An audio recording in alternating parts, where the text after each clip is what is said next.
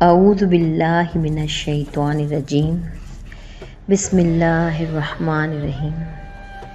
پیارے بہن بھائیوں، اللہ تعالیٰ آپ کو اپنے حفظ و امان میں رکھے اور آپ سے ہمیشہ راضی رہے۔ عرب میں ایک پہلوان تھے، رکانہ ان کا نام تھا۔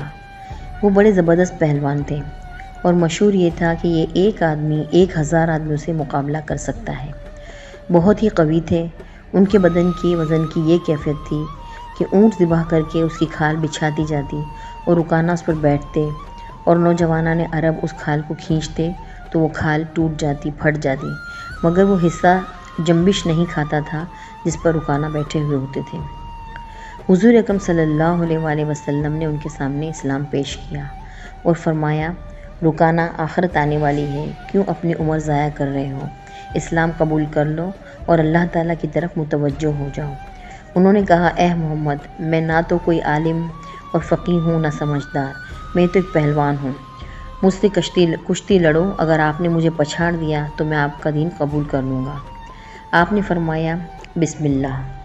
وہ لنگوٹ کس کر آ گیا۔ حضور صلی اللہ علیہ وسلم بھی آستین چڑھا کر میدان کشتی میں آ گئے۔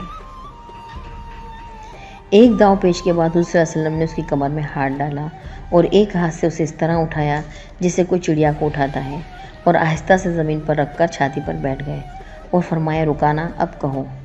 مگر رکانہ کو یقین نہیں آیا کہ میں پچھڑ گیا ہوں، کیونکہ آج تک کسی نے اسے نہیں پچھاڑا تھا، اور حضور اکرم صلی اللہ علیہ وسلم نے اسے اس طرح پچھاڑا کہ اتنی وزنی لاش کو ایک ہاتھ سے اٹھا کر نچایا اور آہستہ سے رکھ دیا۔ اس نے کہا کہ میں پچھڑ گیا ہوں، مجھے تو یقین نہیں آیا، ایک دفعہ اور کشتی لڑو۔ حضور صلی اللہ علیہ وسلم نے فرمایا، بسم اللہ۔ پھر آپ نے ایک داؤ پیچ کے بعد کمر میں ہاتھ ڈال کر اٹھا کر نچایا اور آہستہ سے زمین پر رکھ دیا۔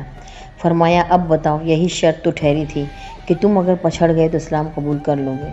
اس نے کہا، محمد، یہ تو آپ کے بدن کی قوت تو نہیں ہے کہ میری لاش کو چڑیا کی طرح اٹھا کر نچا دیا، معلوم ہوتا ہے آپ کے اندر کوئی چیز ہے۔ حضور صلی اللہ علیہ وسلم نے فرمایا کہ میں اس اندر والی چیز ہی کی دعوت دے رہا ہوں، بدن کی دعوت نہیں دے رہا ہوں۔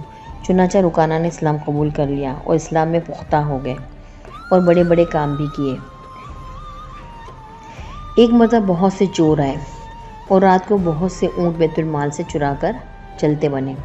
صبح کو پتہ چلا تو آن حضرت صلی اللہ علیہ وسلم نے فرمایا کہ لوگوں اس کے پیچھے دوڑو۔ رکانہ نے کہا کہ میں تنہا کافی ہوں۔ چور رات ہی میں نکل کھڑے ہوئے تھے اور تیزی سے بھاگے جا رہے تھے، معلوم نہیں کتنے دور چلے جا چکے ہوں گے۔ رکانہ دوڑ پڑے اور راستے میں ان کو تھام لیا اور کہا کہ سامان اور اونٹ واپس لے کر چلو۔ چنانچہ ان کو پکڑ کر لائے تو حضور صلی اللہ علیہ وسلم نے ان کو سزائیں دی۔